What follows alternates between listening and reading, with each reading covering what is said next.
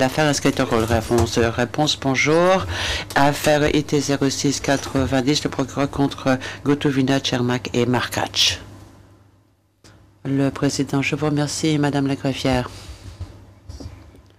Je constate que nous avons les mêmes personnes représentant les partis qu'hier, à savoir messieurs Tiger et Vespi comme étant le noyau dur, si j'ose dire, de l'équipe de l'accusation. Nous avons maître Misetic et maître Kehoe qui défendent les intérêts de monsieur Gotovina. Je vois maître Akavan. Maître Akavan, est-ce que nous avons bien compris? Est-ce que vous ne serez peut-être pas toujours ici tous les jours en tant que membre de l'équipe de la défense de M. Gotovina? Réponse. Ce n'est pas encore tiré au clair, Monsieur le Président. Le Président, fort bien. Puis nous avons Maître Kay et Maître Kelly au nom de M.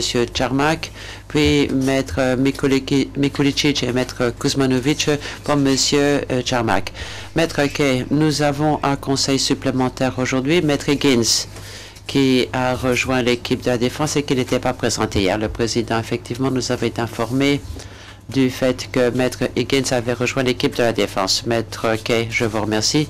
Le Président, maintenant que nous avons les noms des parties présentes aujourd'hui, mais au cours des nombreuses journées qui vont suivre, si rien n'est mentionné à propos des personnes présentes, nous partirons du postulat que l'équipe de base de l'accusation, ce sera M. Tiger et M. Vespi, que nous aurons pour Gotovina Maître Mikulicic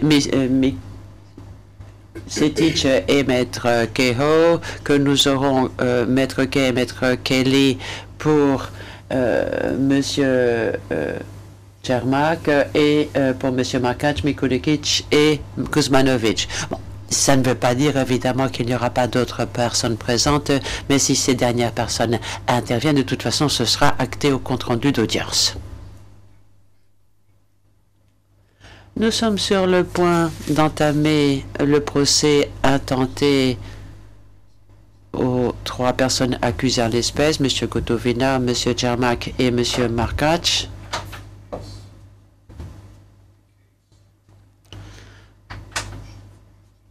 Au cours de ce procès, les parties présenteront leur cause, à commencer par l'accusation, et en tant que de besoin, la défense présentera ses moyens à décharge portant sur crimes de guerre et crimes contre l'humanité, crimes retenus dans l'acte d'accusation. Infractions qui auraient été commises au cours et à la suite de l'opération Tempête menée au cours de l'été 1995.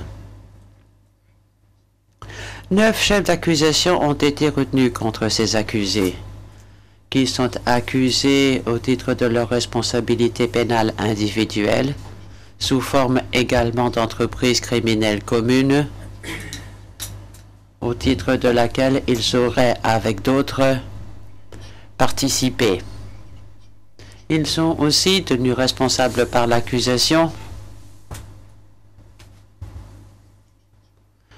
de la responsabilité du supérieur hiérarchique en fonction du poste qu'occupait chacun des accusés.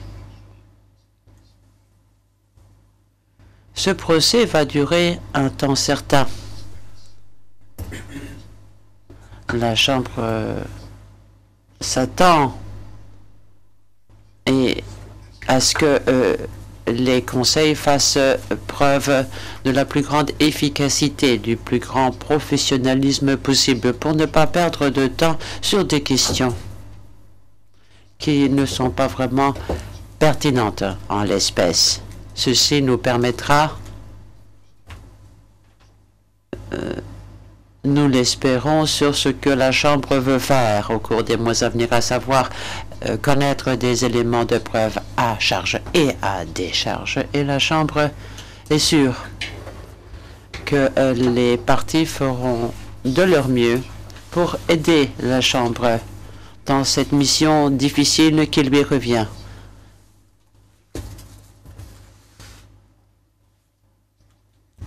Est-ce que vous êtes prêt à commencer votre propos liminaire, Monsieur Tiger? Je crois comprendre que c'est vous qui allez commencer.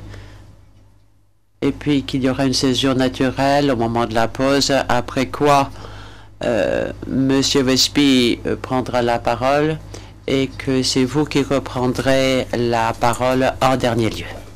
Réponse exacte, Monsieur le Président. Le Président, vous pouvez commencer. Monsieur Tiger, je vous remercie. Monsieur le Président, Madame et Monsieur les juges, chers confrères et consoeurs de la défense, s'il y a procès aujourd'hui, c'est parce que les Serbes de Krajina ont été éliminés de force de la Croatie. C'est parce que leur communauté a été détruite en août 1995. C'est à cause du rôle et de la responsabilité de 3 hommes qui étaient des généraux de l'armée croate au cours de ce processus. Tout d'abord, j'aimerais vous montrer une carte qui va vous montrer la Croatie, qui va vous montrer le territoire de Croatie revendiqué par les Serbes qui avaient autoproclamé ce territoire comme étant celui de la République de Krajina serbe, que nous appellerons RSK.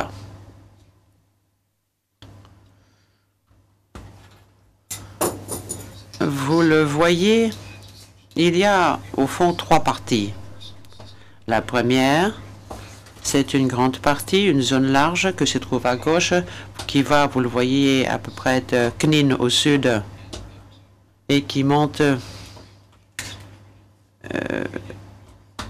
jusqu'au nord, jusqu'à Vergenmost. Et l'autre partie, c'est la Slavonie occidentale au milieu. Le président, M. Tiger, quelle que soit la touche sur laquelle j'appuie, je ne vois rien. Ah, voilà, maintenant je l'ai dans le système du prétoire électronique, e-court, mais je vais vous demander de recommencer.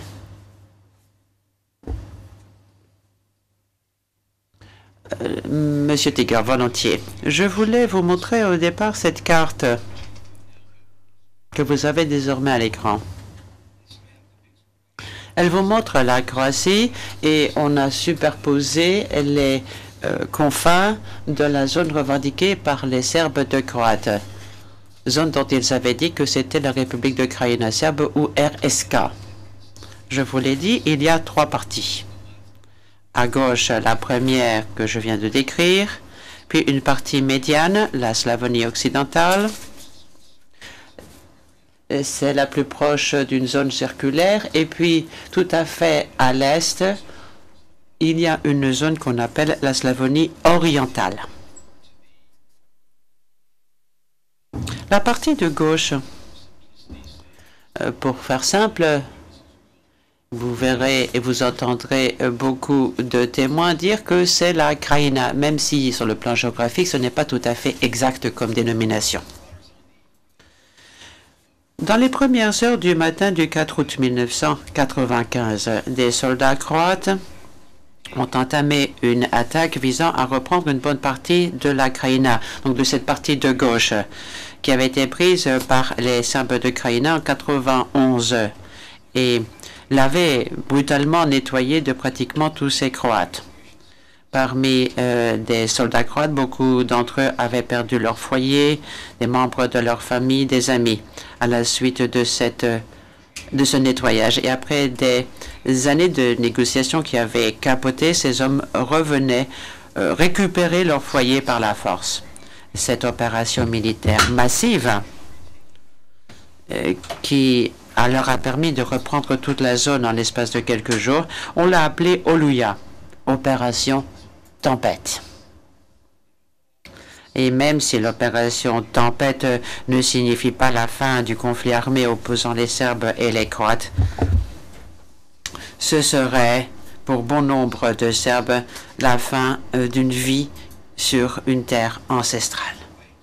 Le droit qu'avait la Croatie de reprendre la Krajina au sein de ses frontières reconnues internationalement n'est pas contesté ici. Mais l'opération Tempête avait un autre objectif aussi, c'était de chasser la population serbe et veiller à ce qu'elle ne revienne plus.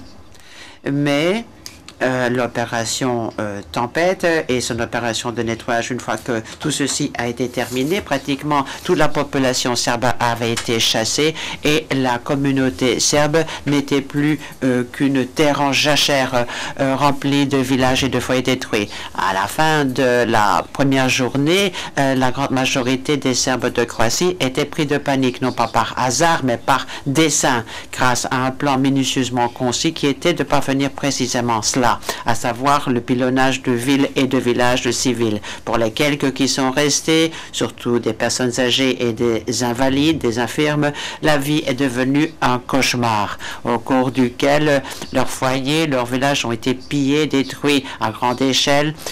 Il y a eu des arrestations, des harcèlements, beaucoup d'entre eux furent assassinés. Comme l'a dit un représentant de la communauté internationale, c'est un crime. Est-ce qu'on ne peut rien faire pour empêcher cela? Ce procès concerne 3 hommes qui ont joué un rôle clé dans ces crimes. Il y a le général Ante Gotovina, qui était le commandant de la région militaire de Split, que je vais vous montrer à l'écran. C'est la partie de la carte que vous voyez en rouge, ainsi que dans la partie entrecroisée. Et il avait le commandement de quelques 30 000 effectifs dans la zone. Il a planifié et ordonné l'opération d'artillerie qui avait pour objectif de chasser les Serbes. Les civils serbes et ses effectifs se sont livrés à des crimes sur tout le territoire contre les Serbes qui sont restés. Le général Markac, il était le commandant de la police spéciale, l'aile militaire du ministère de l'Intérieur qui travaillait de tandem avec les forces de Gotovina et aussi avait la responsabilité d'une partie des opérations d'artillerie, la responsabilité des destructions qui s'en suivirent. Et vous avez le général Ivan Čermak qui a été envoyé personnellement par le président Tudjman pour devenir gouverneur militaire de la zone et donc le chef militaire de la zone et qui a essayé d'amortir ou de dévier les préoccupations qu'avait la communauté internationale face aux crimes. Mais il n'a rien fait pour les empêcher. Il n'était pas seul, ces 3 hommes. En effet, il y avait au premier plan des co-participants le président Franjo Tudjman, président de la République de Croatie et commandant suprême de ses forces armées. Mais il y avait aussi d'autres hauts fonctionnaires de l'État. La contribution de ces 3 accusés à cet effort conjoint, cependant, restera le point le plus important à aborder dans ce procès. Même si ce procès concerne des crimes qui se sont produits de la fin juillet à la fin septembre 1995, il serait sans doute utile de le replacer dans leur contexte. Et ce faisant, nous comprendrons que bien sûr aucun résumé ne peut vous rendre les nombreuses complexités et tragédies qu'ont entraîné ce conflit ethnique. Les Serbes de la Krajina y vivaient depuis des siècles. D'ailleurs, Krajina remonte à la frontière militaire établie par l'Empire des Habsbourg au XVIe siècle, de façon à résister aux incursions des Ottomans. Et c'est à ce moment-là que beaucoup de Serbes se sont installés dans la région. Certains vont peut-être dire que le conflit opposant les Serbes et les Croates remonte aux années 90, à ces siècles, nous n'entendrez pas beaucoup parler de ça, mais vous allez entendre parler d'un passé plus récent et surtout de ce qui s'est passé pendant la Deuxième Guerre mondiale. C'est à ce moment-là que le gouvernement oustachie nationaliste et violent avait assassiné des Serbes à grande échelle. On ne sait toujours pas exactement combien ont été tués, c'est toujours un sujet à polémique, mais même les chiffres les plus prudents parlent de crimes commis de façon atroce et systématique contre les Serbes. En même temps, les forces tchétniques serbes, en fait, se sont gagné une réputation de brutalité parmi les Croates. Et au cours du conflit qui a suivi le démantèlement de la Yougoslavie début des années 90, les Serbes et les Croates avaient coutume de s'appeler respectivement de ces termes péjoratifs, les Oustachis et les Tchétniks. Lorsque la dissolution de la Yougoslavie a commencé à devenir une réalité au début des années 90, les partis nationalistes ont fait jour pour défendre les intérêts ou ce qu'on percevait comme les intérêts de chaque groupe. En Croatie, les Serbes représentaient environ 12 ou 13% de la population. Le parti nationaliste croate, HDZ signifiant en croate Union démocratique croate. C'est ce parti qui a remporté les élections de 90 sous la tutelle, sous la direction de Franjo Tuđman. Le HDZ voulait une Croatie indépendante, un rêve qui fut longtemps celui de rétablir une nation croate pleinement indépendante.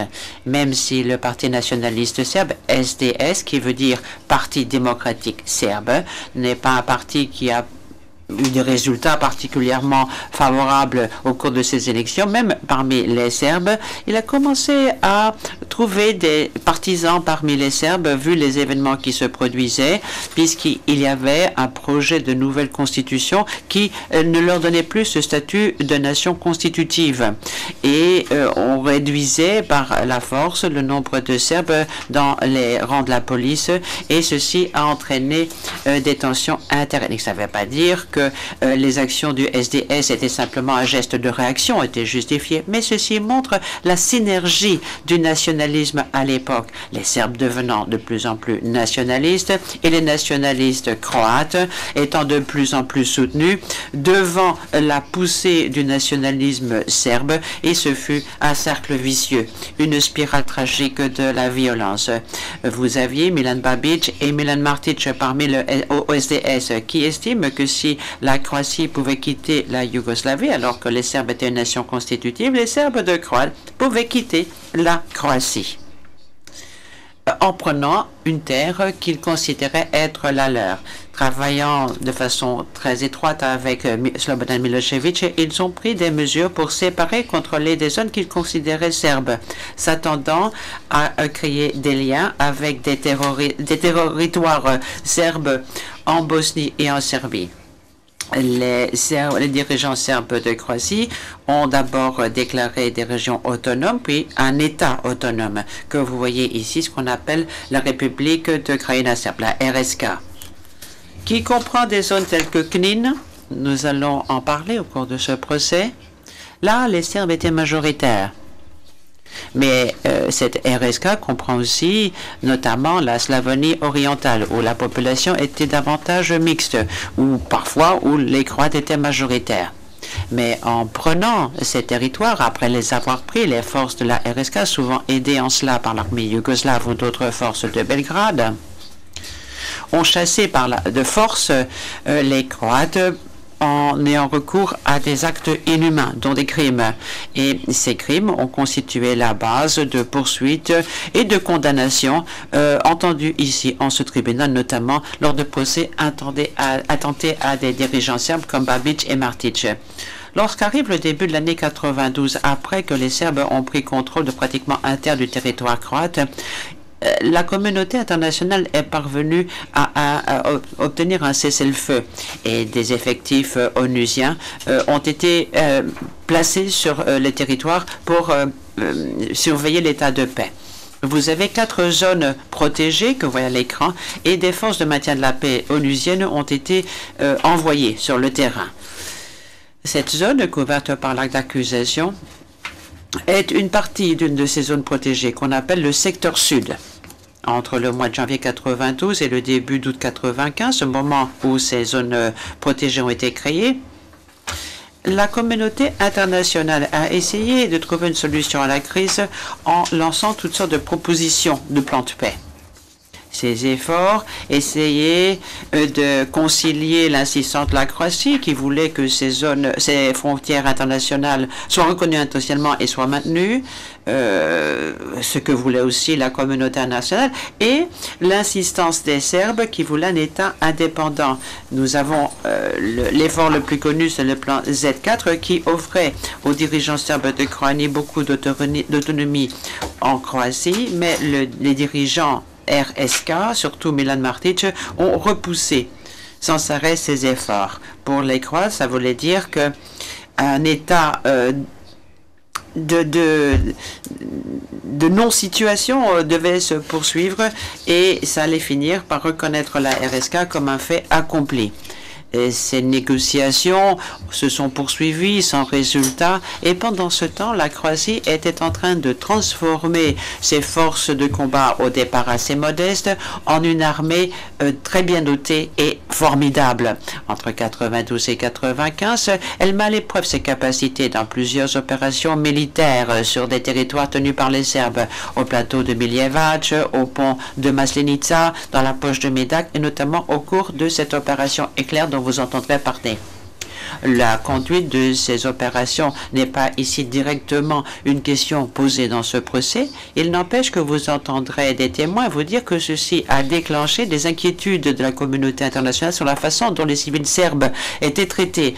Et les Serbes de la Krajina ont compris que les civils ne s'en sortaient pas toujours très bien lorsqu'ils étaient aux mains des forces croates. Juillet 95, une conjugaison de faits intervient.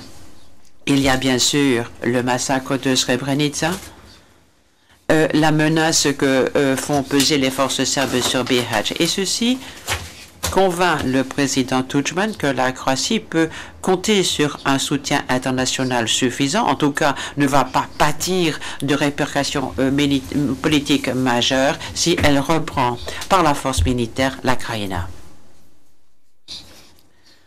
La première mesure prise dans ce sens, c'est l'opération Été. Au cours de celle-ci, les forces du général Gotovina prennent Glamoč et Grauvo en Bosnie. Vous le voyez ici sur la carte à l'écran. Ce faisant, elles prennent le plano qui surplombe Knin, la capitale de la RSK.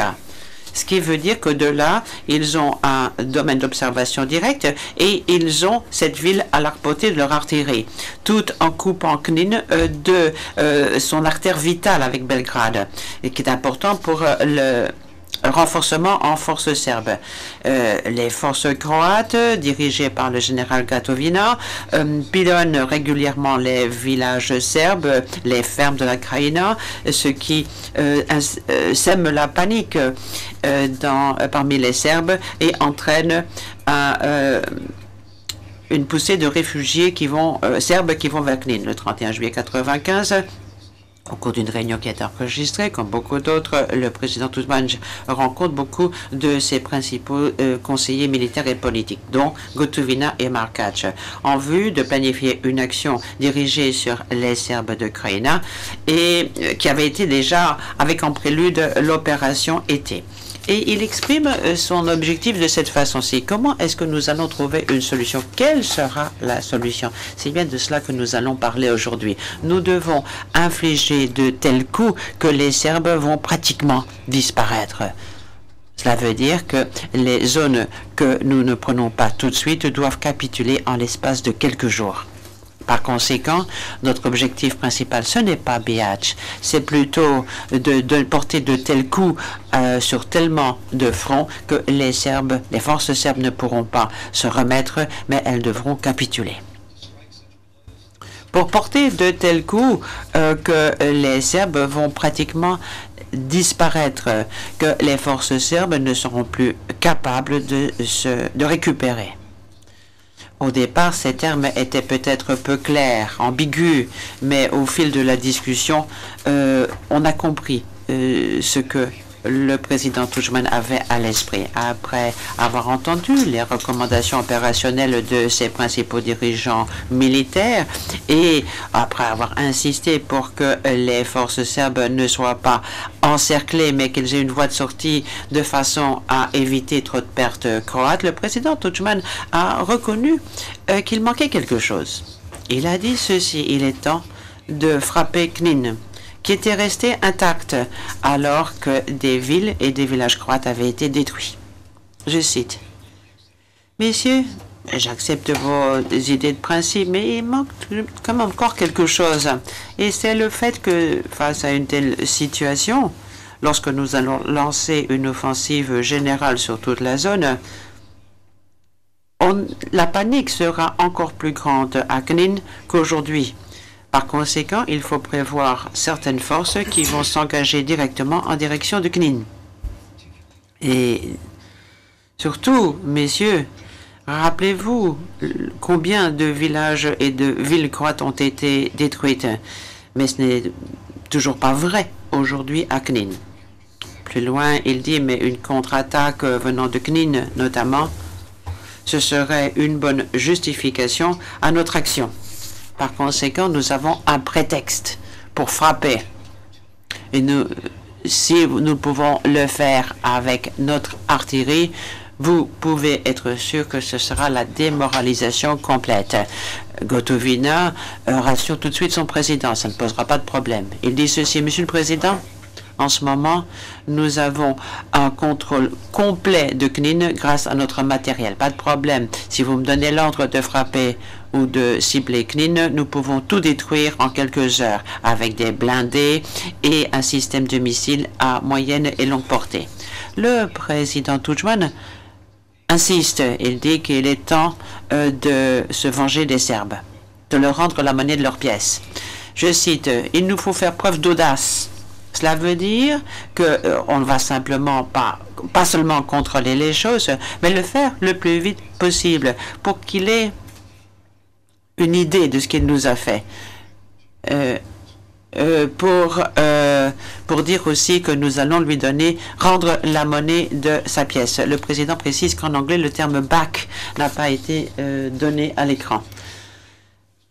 Monsieur Tiger, le président Tudjman dit clairement ce qui va se passer à ce moment-là, lorsqu'on aura frappé Knin à l'artillerie pour assurer une démoralisation complète. Je cite, nous le disons ici, effectivement, il faut qu'ils aient une voie de sortie, parce qu'il est important que ces civils partent. Ils seront suivis par l'armée, et quand les colonnes partiront, ceci aura un effet psychologique mutuel. Fin de citation. Le général Gotovina s'empresse de souligner ce qu'a dit le président Tudjman. Il relève que les civils quittent déjà Knin. Il dit ceci. Ça signifie que si nous continuons à faire pression, si nous maintenons cette pression pendant un certain temps, il n'y aura plus autant de civils. Il n'y aura que ceux qui doivent rester et qui n'ont pas la possibilité de partir.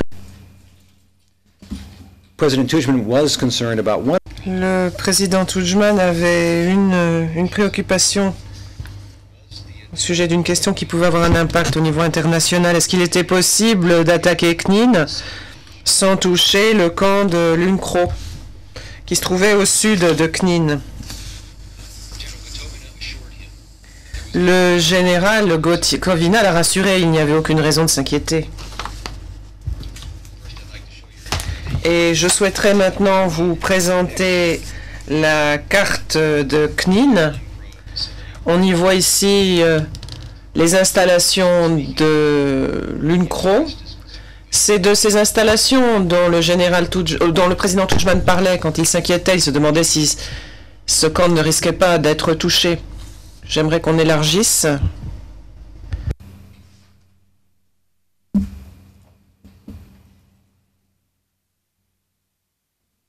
Just so you can place it in the context. Ceci vous permet de voir où se trouve le camp par rapport à la ville de Knin. Comme je l'ai déclaré, le président Tudjman a posé cette question et le général Gotovina l'a rassuré, lui disant qu'il n'y avait aucune raison de s'inquiéter. Je le cite. Actuellement, nous pouvons mener des opérations extrêmement ciblées à Knin, de manière systématique, sans viser la caserne où se trouve Lunkro. Nous disposons de toutes les photographies et savons exactement. Un peu plus tard, il ajoute, actuellement, toutes nos armes sont guidées directement. On voit cette intention de faire fuir les Serbes dans les messages radio de propagande qui sont diffusés, ainsi que dans la distribution de tracts qui sont faux eux aussi, et qui prétendent venir des autorités serbes, et qui disent aux civils qu'ils doivent partir. Voici un exemple. Ici, on incite la population serbe à quitter la zone. en lui donnant l'itinéraire concerné parce qu'on attend une attaque Oustachi. Mais ce n'était pas très bien fait, c'est faux, parce qu'on voit que les deux premières lettres ici, elles sont en alphabet latin et pas en alphabet cyrillique. Mais il faut savoir que le ministère de la Défense s'est fait gloriole de ces mesures et le général Gotovina lui-même en a parlé dans son livre intitulé « Offensive et opérations de l'armée croate et du Conseil de la défense croate », un livre publié en 1996. Il parle de ces tracts destinés à la population pour l'inciter à partir et il dit, je cite, « Il est vrai que ce type de tracts ont été lâchés par avion avant l'opération Tempête et que ça a eu un impact. » Fin de citation. Ça a tellement plu au général Gotovina, cette petite opération, qu'il a recommencé lors de l'opération suivante en Bosnie. Et là, ces tracts étaient présentés comme venant de l'armée des Serbes de Bosnie une fois encore. Il s'agissait de dire à la population civile serbe qu'elle devait partir. Tout ceci s'est accompagné d'une émission du président Tudjman, d'une allocution à la radio, dans laquelle il encourageait les Serbes à rester. J'aimerais vous en donner lecture, mais j'aimerais aussi que vous écoutiez ce que dit le président Tudjman. En particulier, la fin de son intervention, on entend un petit gloussement. Ce qui nous montre que bien l'état d'esprit qui était le sien. Tako ovako, znači opće rasulo, pobjeda Hrvatske vojske i uz podršku svijeta i tako dalje. Srbi, vi se već povlačite preko i tako dalje. Molim, a mi vas pozivamo da se ne trebate povlačiti, mi vam jamčimo. Znači na taj način im dati put, a jamčiti tobože građanska prava i tako dalje. Ako mogu reći, ovo se pokazuje. Mr. Tiger. Le président, Monsieur Tiger. Ceci n'est pas encore au dossier. Donc il n'y a peut-être pas de problème puisque il n'y a pas eu de traduction, mais je vous signale que lorsque vous passez une vidéo ou un enregistrement sonore, même si on peut voir la transcription des propos à l'écran, il faut également que ça soit transcrit au compte-rendu d'audience. Il faudra donc trouver un moyen d'entendre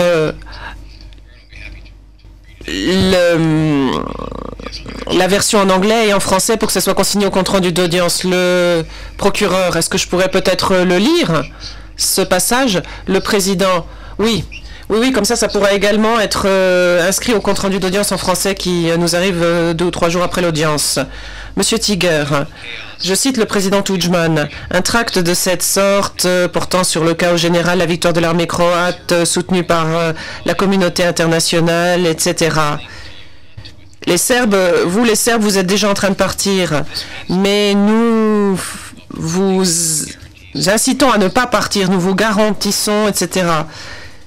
En fait, ça revient à leur donner une porte de sortie, à leur ouvrir une porte de sortie en prétendant garantir leurs droits civiques. Et là, on entend M. Tudjman glousser.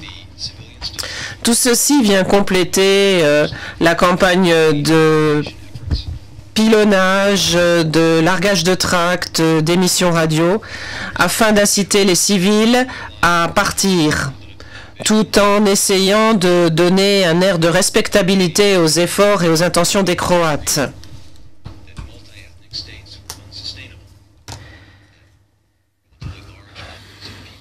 Le départ des Serbes, ça correspondait à un objectif que poursuivait depuis longtemps le président Tudjman, qui pensait, comme tous les leaders nationalistes de la région, que les États multiethniques ne pouvaient pas subsister et que lorsqu'il y avait une population importante d'une autre communauté, ça menaçait la stabilité de l'État où elle se trouvait.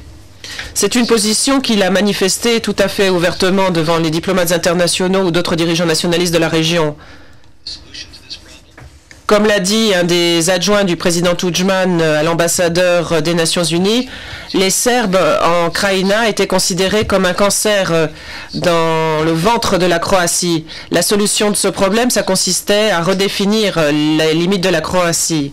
En 1992, par exemple, il a été question de la division de la Bosnie entre les Serbes, les Croates et les musulmans par transfert de population, et ceci a été évoqué avec le dirigeant serbe de Bosnie, Nikola Koljević, une autre personne qui était favorable à la résolution de la crise en Yougoslavie par la mise en place d'États homogènes le long de principes ethniques. Comme l'a dit Koljević, le terme d'homogénéité, comme vous le savez, était honni en Yougoslavie. Mais pourquoi est-ce que c'est si horrible de vouloir que les gens qui sont les mêmes habitent les uns près des autres? Et le président Tudjman avait dit, quels que soient les problèmes nationaux, chaque fois qu'il y a des problèmes de ce type, on a vu des guerres, la Première Guerre mondiale, Deuxième Guerre mondiale. C'est ça qui a mis un terme à ces échanges.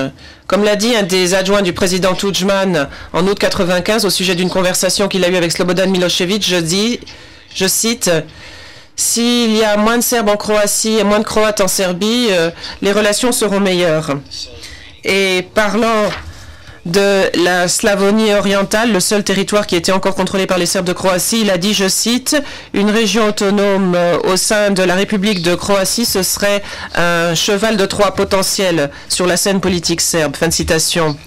Et effectivement, les éléments du dossier vont vous le montrer. Il y avait cette préoccupation de voir les Serbes rester en Croatie. Et on la revoit, cette préoccupation, dans le refus du président Tudjman d'accords de paix qui auraient donné des territoires à la Croatie, mais qui auraient impliqué le risque de voir le retour de nombreux Serbes en Croatie.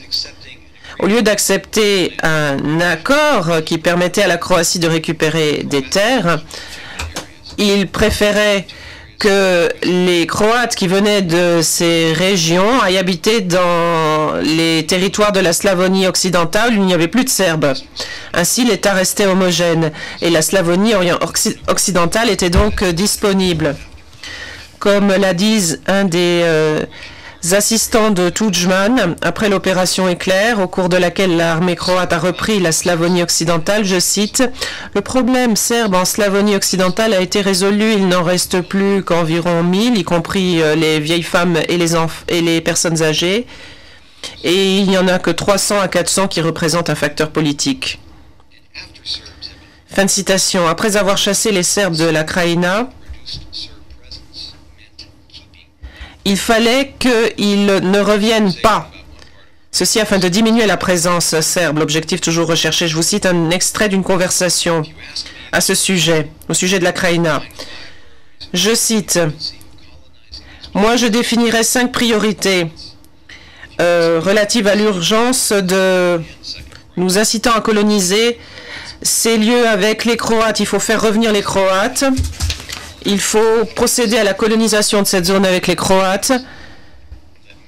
Et il est absolument essentiel de ne pas permettre que la population serbe dépasse les 10%. Parce que c'est ça qui a entraîné la scission. Le président Tudjman va encore plus loin. Non, pas même 10%.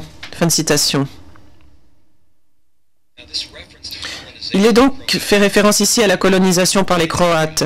Et ça traduit la préoccupation du président Tudjman de faire en sorte que ces zones qui étaient vidées de toute leur population serbe soient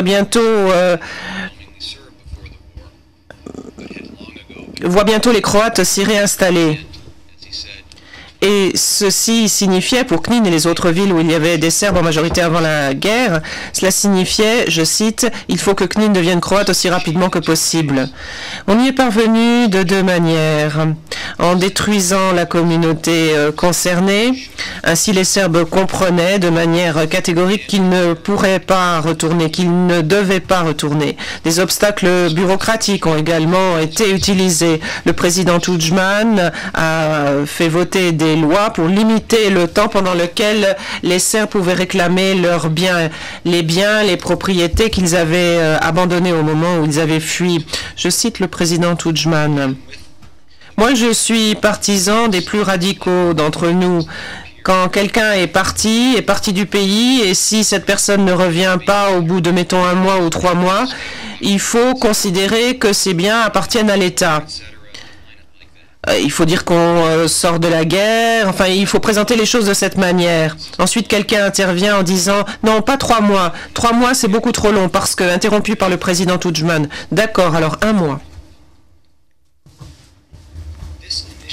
Cette période de 30 jours qui avait été décidée initialement a été allongée sous la pression internationale. C'est devenu une période symbolique de 90 jours, même si la communauté internationale a reconnu que ça permettait aux autorités croates d'arriver à l'objectif recherché, c'est-à-dire d'empêcher les Serbes de revenir chez eux.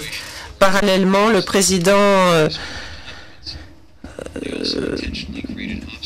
président Tudjman et les autorités croates ont mis en place des obstacles pour s'assurer que les Serbes ne pourraient pas revenir en temps utile. En réponse aux questions qui lui étaient posées au sujet des visas d'entrée destinés aux Serbes qui voulaient revenir, le président Tudjman dit en août 1995, je cite, « Moi, je ne donnerai rien du tout. Il faut donner des instructions à la douane. Il faut leur dire que les gens sans papier ne peuvent pas passer la frontière. » Le président, je crois que vous avez dit avec papier en anglais. Monsieur Tiger, oui, excusez-moi, je me suis trompé, c'est sans papier. Ensuite, quelqu'un dit au président, Monsieur le Président, inspirons-nous de ce qui s'est passé en Slavonie occidentale. Je vous rappelle que c'est la zone où s'est déroulée l'opération Éclair. Et où on avait dit précédemment que le problème avait été résolu puisqu'il y restait très peu de Serbes. Je cite, « C'était très bien là-bas parce que personne n'y est revenu. » Fin de citation. Et la personne concernée ajoute ensuite, je cite, « Il ne faut pas les laisser venir ici. Pas question. » Fin de citation. Comme l'a expliqué ensuite le président Tudjman au cours de le même dialogue, je cite, « Si on laisse 204 personnes revenir, demain, ils seront 1204 et dans 10 jours, 12 000. » Non, rien pour l'instant.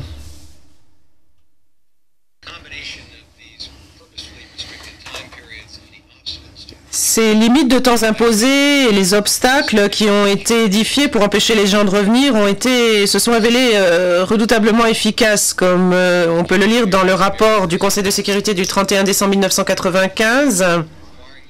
Étant donné les obstacles au franchissement de la frontière, étant donné les limites de temps imposées aux Serbes pour réclamer leurs biens, les obstacles ainsi constitués sont pratiquement insurmontables.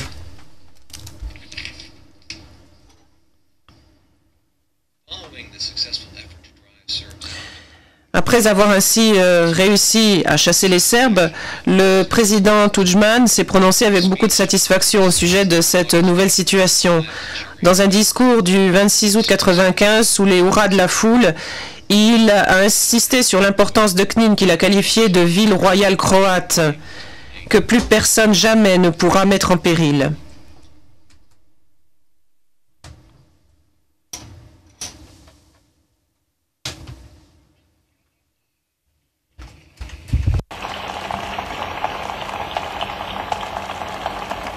Nema povratka na ono što je bilo, da nam usred Hrvatske šire rak koji je razarao hrvatsko nacionalno biće, koji nije dopuštao da hrvatski narod bude zaista sam svoj na svome, da Hrvatska bude jednom sposobna za samostalan i suveren život pod kapom nebeskom u svjetskoj zajednici suverenih naroda. And Your Honor, if the court would prefer, we can play that. Si vous le préférez, on peut repasser cet enregistrement et je peux en donner lecture. Le président va peut-être essayer de procéder de la manière dont j'ai l'intention que nous procédions pendant le procès, surtout lorsque le débit des intervenants sera très rapide. Ce n'est pas le cas ici. Je ne sais pas s'il y a d'autres propositions de la part des interprètes, mais on pourrait imaginer que l'un des interprètes donne lecture soit du texte en anglais tel qu'il figure à l'écran, si ça correspond à l'original.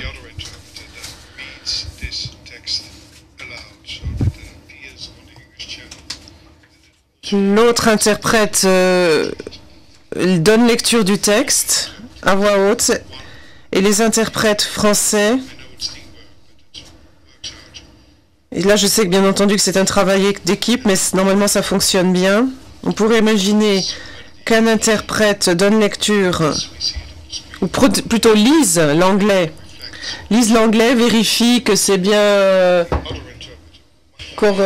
conforme à l'original.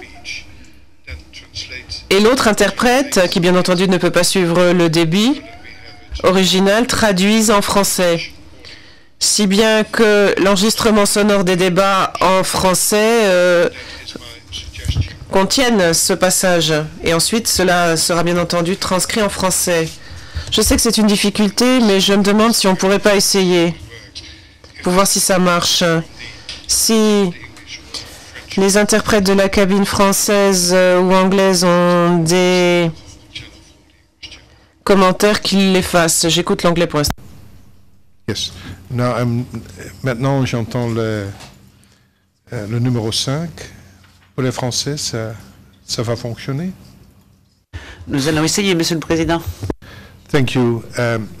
Then, could you please replay it, Mr. Tiger, and we'll check whether it appears on both the English and the French. Bon, Monsieur Tiger, on va y aller. Vous allez lire et la cabine française et la cabine anglaise vont se livrer à ce petit exercice.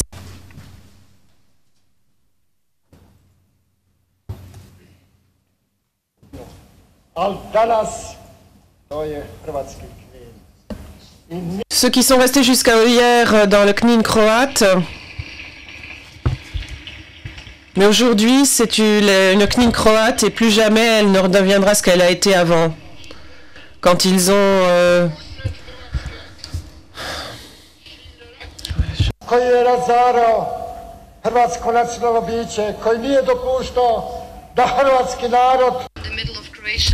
ont répandu ce cancer qui a détruit l'âme croate au milieu de la Croatie et n'a pas permis aux Croates d'être ensemble, tout seuls.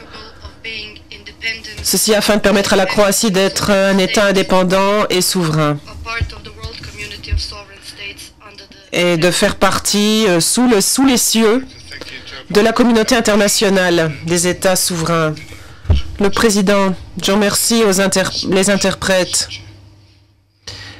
Et Dieu sait que j'aimerais que tous les enregistrements sonores ou vidéos contiennent des discours au débit si lent.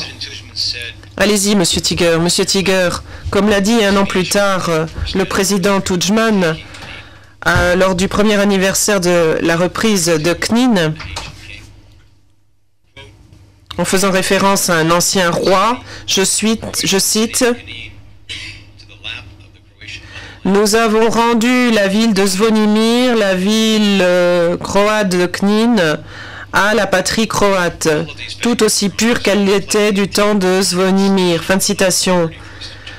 Tout ceci traduit l'intention révélée par la conversation du 31 juillet 1995. Il s'agit de profiter de l'occasion pour faire intervenir l'artillerie et démoraliser totalement la partie adverse.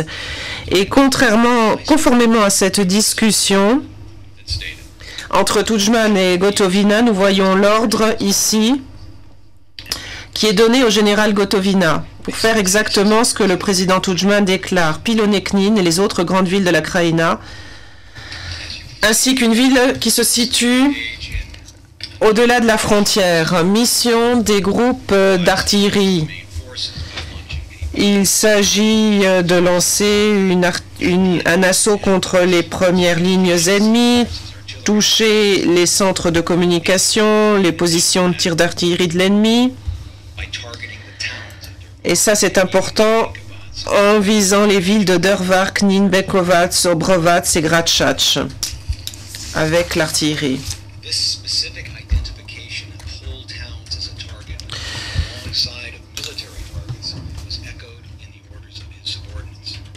On voit ici que ce sont des villes entières qui sont citées comme cibles militaires. et qu'on retrouve dans les ordres qu'il donne à ses subordonnés. Nous avons un ordre de son chef d'artillerie. Comme vous le voyez en bas de cet écran, il est prévu ici qu'il faut neutraliser les artilleries ennemies, détruire les centres de commandement et de transmission de l'ennemi, assurer les flancs avec des unités du premier échelon, et ensuite pilonner la ville de Drvar, la ville de Knin, Grachach, etc.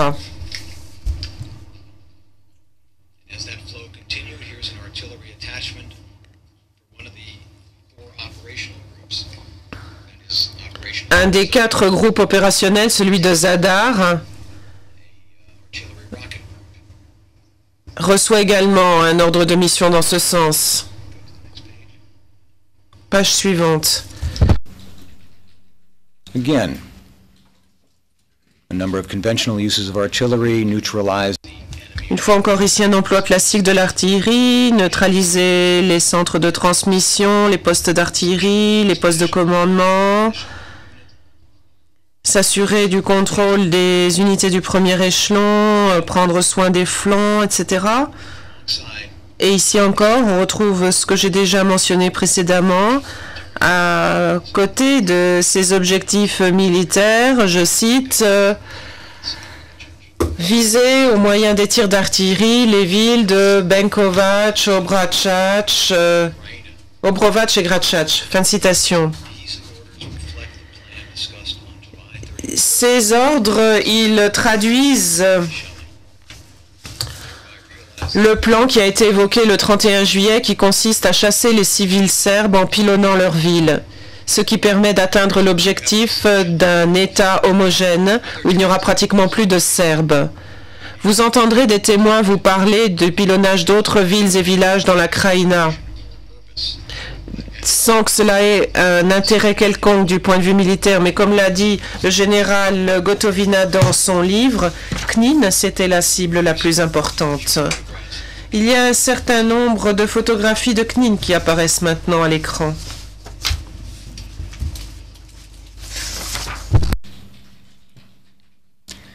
Although Knin was not a large city, Knin, on ne peut vraiment pas dire que c'était une grande ville. Elle comptait au maximum 15 000 personnes. Mais, vous l'avez entendu, c'était une ville qui avait beaucoup d'importance pour les Serbes, comme pour les Croates. C'était pour les Croates l'ancienne capitale et la ville des rois croates. Et c'était ensuite devenu le centre, le symbole, l'emblème du séparatisme serbe. Pour les Serbes de la Krajina, Knin, c'était leur capitale, leur ville. Mais pour ceux qui y habitaient, c'était leur ville natale, c'était une ville où leurs familles habitaient depuis des générations, où ils habitaient eux-mêmes, où leurs enfants étaient scolarisés, où leurs enfants jouaient, où ils allaient chez le boucher, chez le boulanger, au magasin, faire leurs courses. Il y avait beaucoup de membres de la communauté internationale à Knin. Il y avait l'UNCRU, qui avait succédé aux forces de maintien de la paix de la Fort-Pronu. Il y avait là des représentants de l'ECMM, de la police civile des Nations Unies, UNCIFPOL, des observateurs militaires des Nations Unies, etc. Et beaucoup des représentants de ces organisations viendront témoigner ici. Tout ceci traduisait les efforts de la communauté internationale pour superviser le cessez-le-feu qui était de plus en plus menacé en juillet et août 1995. Beaucoup de ces hommes et de ces femmes avaient une expérience militaire, cela n'a rien de surprenant. Et pour beaucoup d'entre eux, ils avaient également une expérience de l'arme d'artillerie. Les habitants de Knin étaient conscients des mouvements de l'armée croate. Ils avaient conscience des risques de conflit. Beaucoup de gens étaient partis, mais l'immense majorité était restée. Et dans les jours qui précédaient l'opération Tempête, la population de Knin avait beaucoup augmenté avec l'arrivée des réfugiés serbes qui venaient de zones pilonnées par les forces croates placées sous le contrôle du général Gotovina. On ne peut vraiment pas dire que Knin, c'était un fief de l'armée croate. Et l'armée croate était tout à fait consciente du manque de moyens de défense de CNIN, avec une seule ligne de défense. Il n'y avait pas de fortification, pas de tranchées, pas de mines anti-chars à CNIN, pas de position installée, pas de système de défense antiaérienne. Il n'y avait pratiquement pas de soldats puisque tous les soldats étaient sur les lignes de front, s'attendant à une attaque imminente. Comme je l'ai déjà dit, la totalité de la défense de l'armée serbe, c'était une seule ligne de front, une seule. Il n'y en avait pas de deuxième ni de troisième. À l'écran, une photographie aérienne qui vous montre la ville de CNIN.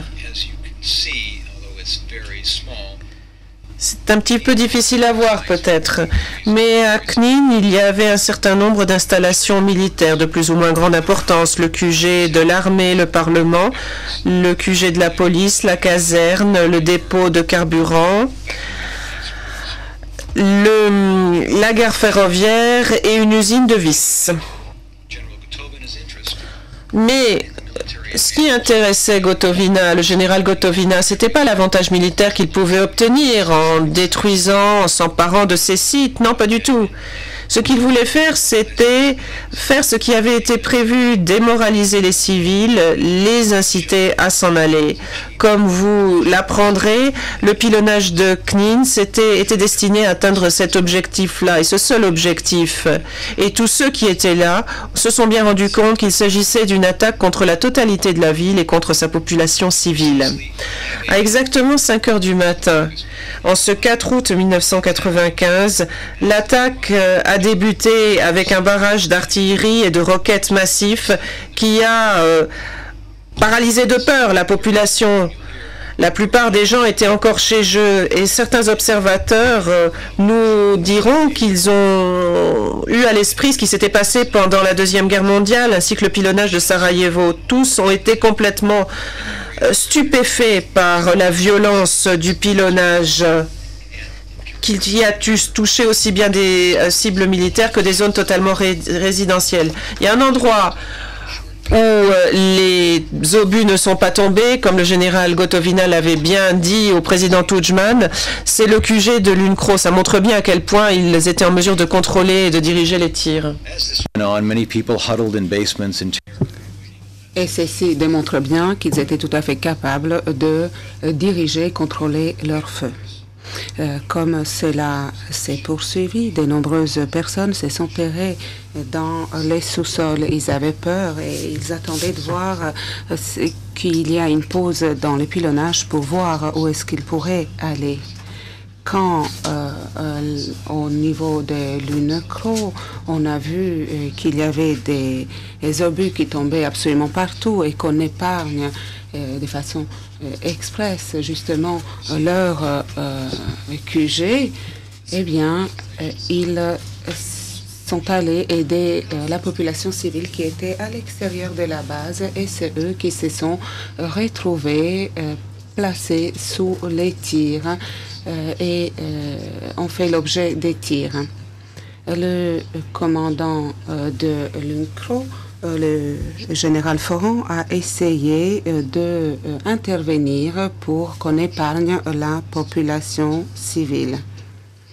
Il a fait cela en envoyant une lettre de protestation, la lettre de protestation que nous pouvons voir sur l'écran en ce moment. Nous protestons de façon la plus ferme à cause de l'attaque féroce sur les villes de CNIN, de Kistanje, de Medak et Benkovac. Je demande que ces attaques s'arrêtent immédiatement puisque les dégâts sont extrêmement importants. Le président, eh bien, Monsieur Tiguer, on sait que quand on lit, on a tendance à accélérer. Mais moi, je vous demande de ralentir, Monsieur Tiguer. Donc, je considère que cette agression qui est dirigée contre les civils non armés est complètement contraire au droit international des guerres et je vais en informer tous les organes internationaux pour qu'ils prennent des mesures. Ce message a été communiqué à l'officier de liaison de l'armée croate et l'UNMO a informé le général Ferrand du fait que ce message a été donné.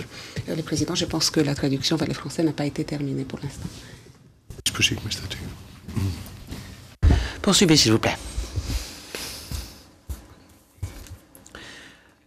Ce barrage intensif qui avait commencé à 5 heures du matin s'est poursuivi pendant à peu près 2 heures, jusqu'au moment où il s'est affaibli pour se réduire à un harcèlement par des tirs sporadiques qui a perduré pour le reste de la journée, jusqu'en fin de journée.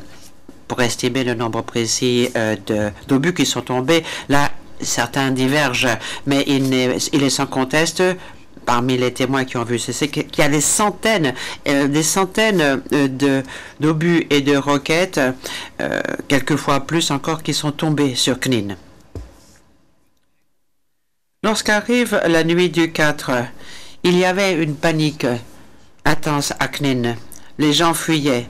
Voici un extrait du journal opérationnel de la région militaire de Split qui montre que l'armée, la HV et le général Gotovina étaient parfaitement conscients. Je cite, « La panique à Knin règne, évacuation de civils et le commandant du corps de Krajina, KK, est attendu. » ED va faire un suivi sur ce point ainsi que les postes d'observation. Leurs communications en profondeur sont interrompues. Ils n'ont pas de réserve.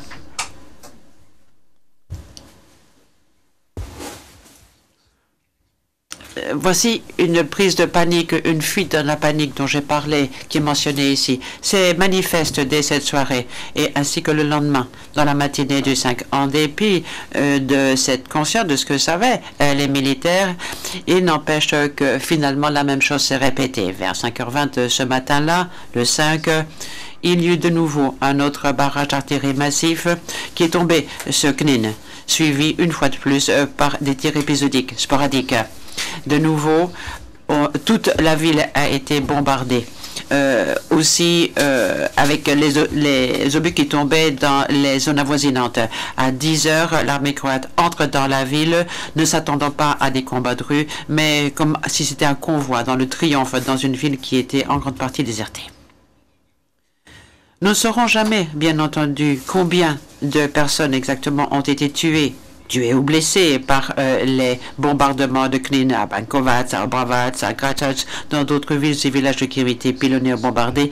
Il n'empêche que les témoins qui étaient sur les lieux à l'époque ont vu des corps, les corps de ceux qui ont été tués par les obus dans les rues à Knin et à l'hôpital de Knin. Certains disent 20, 30, voire plus. Et ceci cadre d'ailleurs avec un rapport qui vient du chef des opérations de maintien de la paix des Nations Unies, Akashi, envoyé à celui qui est alors sous-secrétaire général Kofi Annan le 23 août. Il dit qu'il y a 4 grands monticules qui donnent l'impression d'être un charnier.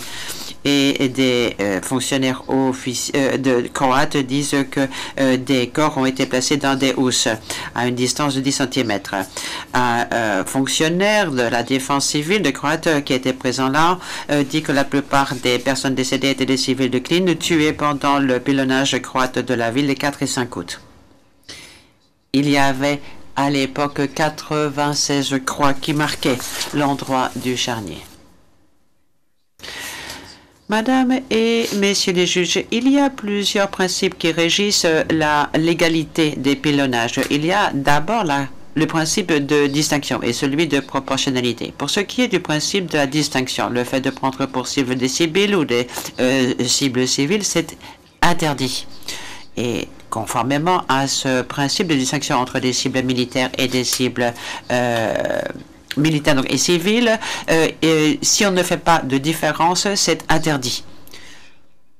Que ce soit le résultat de pilonnage qui ne cible pas directement une cible militaire spécifique ou que ceci cible avec une méthode qui est telle qu'elle ne fera pas de distinction entre les objectifs militaires et les objectifs civils. il y a connexe le principe de la proportionnalité qui dit que on s'attend à ce que les victimes civiles ou les dommages ou dégâts causés ne soient pas excessifs par rapport à l'avantage militaire direct et concret attendu. Il a été compris ici, tous ceux qui ont vécu ce bombardement ont compris que c'était pour cibler des populations civiles, parce que soit les obus sont tombés sur leur maison, dans leur voisinage, ou alors parce qu'ils ont vu que les obus tombaient dans des endroits où il n'y avait que des habitations, ou que ça tombait au hasard dans la ville. Ceux qui avaient une certaine connaissance en matière d'artillerie ont reconnu certaines des armes utilisées, notamment des roquettes, plutôt que de cibler de façon précise telle ou telle cible, ou ont reconnu les procédures de ciblage, par exemple le fait d'ajuster la hausse du tir pour mieux frapper les zones habitées. À d'autres moments, il n'y a pas eu d'ajustement. Les obus ont été lancés individuellement pour tomber au hasard, sans cibler précisément telle ou telle cible, et avec en fait peu de chances que cette cible soit touchée. Le deuxième matin, le 5 août, tous ont ressenti l'intensité du pilonnage. Et les modalités de pilonnage montrent que ceux-ci s'écartent de l'utilisation autorisée de l'artillerie ainsi que l'intention qui la motivait. Le fait de pilonner toute une ville pour semer la peur parmi sa population et la pousser à s'enfuir. Les fonctionnaires croates ont minimisé l'acte parce qu'ils savaient qu'elle n'était pas légale. Le 7 août, le ministre de la Défense dit à l'occasion d'une conférence de presse, je le cite, « Nous avons essayé tout ce qui était possible de faire pour essayer de respecter le droit international dans le traitement des civils. Lorsque nous avons commencé l'action, le premier jour, nous avons essayé d'éviter tous les grands quartiers habités, donnant ainsi aux Serbes l'occasion de se rendre. Mais quand ils ont commencé à pilonner les villes croates en territoire libre, au lieu de se rendre, nous avons décidé de lancer cette opération pour capturer toutes ces zones jusqu'à la fin. Gotovina, dans son livre, fait l'impasse sur cette attaque à l'artillerie, le 4. Plutôt que d'éviter des attaques dirigées sur des grandes zones habitées pour des raisons humanitaires comme le proposait le ministre de la Défense, le pilonnage de Knin et d'autres villes était au corps même du plan destiné à chasser les Serbes. Voici le document supplémentaire des rapports d'un commandant d'une unité d'artillerie du 4 août qui traduisent en partie l'exécution de ce plan. Vous avez à la première page surligné à 6h30 5 projectiles d'un T-130 sur l'hôpital de Knin et à 8h 6 projectiles d'un T-130 mm sur une zone habitée de Knin. Deuxième rapport, 13h30, 8 projectiles de T-130 sur Knin, 15h, de face à des intervalles irréguliers, en tout 18 projectiles d'un T-130 sur la zone générale de Knin. En dépit de ce bombardement, bien sûr, vous, messieurs, madame et messieurs les juges, n'ayez pas une pression erronée. Ce n'est pas Stalingrad, ce n'est pas Vukovar, ce n'est pas une ville réduite en centre après des semaines de bombardement. Ce n'est pas le bombardement le plus destructeur de la ville, mais c'est précisément à cela que je veux en venir. L'intention n'était pas de détruire Knin, la ville de Zvonimir, où le président Tudjman voulait réinstaller des Croates. L'idée, c'était de chasser les Serbes. Vous entendrez au cours de ce procès des éléments de preuve qui montrent qu'en fait les Enmo, le 17 août, ont fait une évaluation des dégâts, évaluation provisoire. 44 bâtiments avaient été endommagés, 21 gravement, 23 légèrement, et ils se trouvaient près de cibles militaires, a-t-il été dit. Mais vous apprendrez aussi que ceux qui ont procédé à cette évaluation provisoire à l'époque ont montré son côté sommaire et on dit qu'il faudrait des patrouilles pour voir quels étaient effectivement les dégâts constatés dans des zones uniquement habitées où il ne pouvait pas y avoir de cible militaire. Les constatations ultérieures cadrent bien avec ce que d'autres témoins ont dit pour ce qui est des dégâts occasionnés et avec ce document portant sur une destruction intitulé « Données en ce qui concerne la population et les maisons détruites », qui montre qu'il y a des centaines de maisons détruites en tout et en partie à Knin. D'autres témoins ont également constaté qu'au fil du temps, on a pu trouver d'autres preuves de pilonnage dans des zones où il n'y avait que des habitations.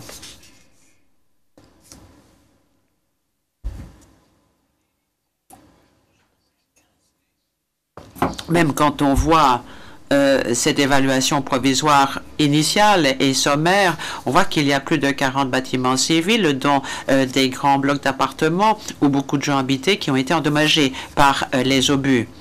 Alors que des bâtiments comme le QG militaire, manifestement une cible militaire, n'a essuyé qu'un tir ou deux et resté pratiquement intact. Ces facteurs nous indiquent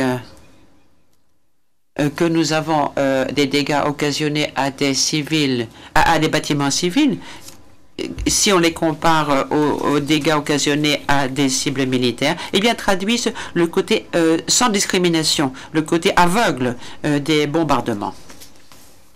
Vous entendrez aussi des éléments de preuve faisant état d'un ordre donné par Milan Martic pour évacuer cette zone et aussi d'un plan d'évacuation préexistant. Voici un plan 12 heures à peu près après le pilonnage de Knin, après le début en tout cas de ce pilonnage. Les faits de ce plan d'évacuation, de cet ordre d'évacuation sont les suivants. Le plan d'évacuation, c'est l'effort habituel que déploient des autorités, des instances de protection civile que connaissent tous les États. Il y avait un service de la défense civile dans le gouvernement de la RSK qui avait préparé un plan d'évacuation en cas d'urgence, sous diverses formes. Par exemple, s'il y avait pilonnage de zones civiles, mais d'autres cas d'urgence. Par exemple, une catastrophe naturelle. Et il était prévu que des personnes soient évacuées à titre provisoire là où il y avait grand risque, surtout pour que ces personnes aillent sur des villes plus importantes. Mais si celles-ci étaient attaquées, il fallait poursuivre ce déplacement. Martic donne cet ordre après toute une journée de bombardement, alors que les gens avaient déjà pris de panique, commencé à fuir.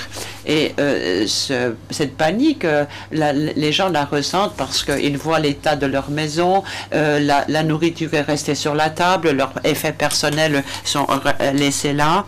Et effectivement, à un moment où les fonctionnaires de l'UNCRO ont demandé aux fonctionnaires de la RSK qui avaient demandé leur aide et voient que rien n'a été préparé. Comme allait le dire Tudjman à une foule qui riait quelques semaines plus tard, ils n'ont même pas eu le temps de prendre leur sale argent, leurs devises étrangères, ni même leurs sous-vêtements. Fin de citation. Ce qui compte plus encore, c'est que le président Tudjman, le général Gotovina et le général Markac ne se sont pas contentés de s'appuyer sur la peur animant les Serbes, ni sur un ordre d'évacuation officiel pour débarrasser Knin et la grenade de ces Serbes. Ils ont pilonné, ils ont largué des tracts erronés, diffusé des messages erronés afin de pousser la population civile à fuir, bien des heures avant que l'ordre d'évacuation ne soit donné en réaction.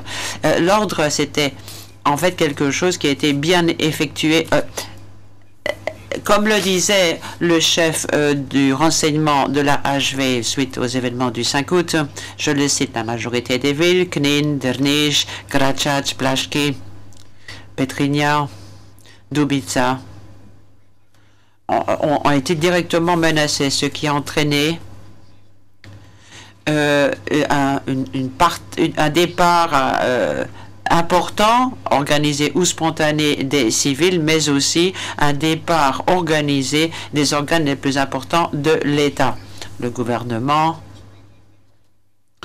sans doute vers la zone se trouvant entre Drvar et Šipovo, et entraîné également l'abandon des installations militaires.